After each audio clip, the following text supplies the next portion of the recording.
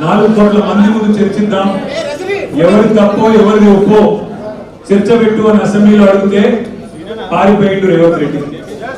ఈ ఫార్ములా ఈ car racing మీద నేనేదో తప్పు చేసిన అంటున్నావు కదా, కేసీఆర్ ప్రభుత్వం ఏదో తప్పు చేసింది అంటున్నావు కదా, దమ్ముంటే అసెంబ్లీలో చర్చ పెట్టు అని అసెంబ్లీలో కూడా పట్టుబట్టినాం, పారిపోయింది.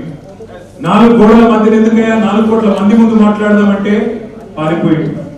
పోనీ ఇట్లా కాదు, ఈ బదనాం క్యాంపెయిన్ ఇంకెన్ని రోజులు నడుపుతావు, ఈ దేశంలో ఏ రాజకీయ నాయకుడు అన్న విధంగా నేను అంటున్నా, నువ్వు ముందుకు రా, నేను తప్పు చేయలేదు, నిజాయితీకి ధైర్యం ఎక్కువ కాబట్టి అవసరమైతే లైట్ డిటెక్టర్ పరీక్ష తీసుకుంటా, నువ్వు పక్కలేడు పారిపోయింది.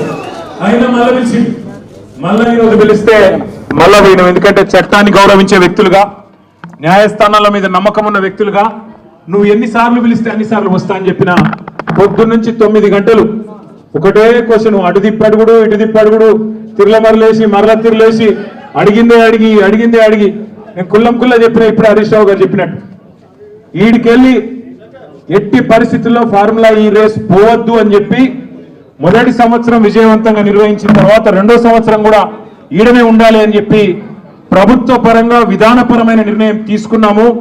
తీసుకొని మరి కొంత డబ్బులు చెల్లించినాం. 1 రూపాయి కాదు కదా, 1 పైసా కూడా అవినీతి జరగలేదు. ఈడికెళ్ళి పైసా పోయింది, అక్కడ ఉన్నది, ఇలా అవినీతి ఎక్కడ ఉంది అనే అవినీతి నిరోధక శాఖ అధికారులను అడిగినాం. సమాధానం లేదు. బెబ్బెబ్బే ఏంది అంటే ఫైల్ ఇటు పోయిందా, ఇటుకెళ్ళి పోయిందా, నువ్వు కుడి చేపులకి వెళ్ళి ఇచ్చినావు పైసలు, ఎడమ చేపులకి వెళ్ళి ఇచ్చినావు పైసలు అని చెప్పి పనికిమాలిన ప్రశ్నలు తప్ప, చిట్టినాయుడు రాసిచ్చి పంపిన ప్రశ్నలు తప్ప ఏమీ లేని విషయం. అందుకే నేను మొన్న చెప్పినా మళ్ళీ చెప్తున్నా, ఇది లొట్టపీస్ కేసు, ఈయన ఒక లొట్టపీస్ ముఖ్యమంత్రి. ఏది కాదు, వీళ్ళతో ఏం చేయరాదు, పరిపాలన చేత కాదు, ప్రజలకిచ్చిన హామీలు నెరవేర్చే దమ్ము లేదు. అందుకే దద్దమ్మ రాజకీయంతో ఇవాళ తప్పించుకునే ప్రయత్నం చేస్తా ఉన్నారు. మొన్ననే మన నాయకుడు పెద్దలు తెలంగాణ సాధించిన నాయకుడు కేసీఆర్ గారిని కమిషన్ ముందుకు పిలిచిండు. అంతకుముందు హరీష్ రావు గారిని కమిషన్ ముందుకు పిలిచిండు. ఆయనకున్నదంతా ఒకటే షోకు, నేను నెల రోజులు జైలున్నా లుచ్చా పని చేసి వీళ్ళని కూడా పెట్టాలి కొన్ని రోజులు, అదొక్కటే ఆయన షోకు. ఆయనకున్న పైశాచికానందం అదొక్కటే.